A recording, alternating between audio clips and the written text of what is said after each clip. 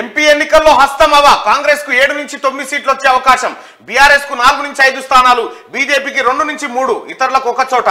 Janmat pole survey report release, రాష్ట్రంలో అధికార మార్పిడి జరుగుతుందని ఎన్నికలకు ముందే చెప్పిన జన్మత్ తాజా రిపోర్టుపై జనంలో ఆసక్తి రేగిస్తా ఉంది.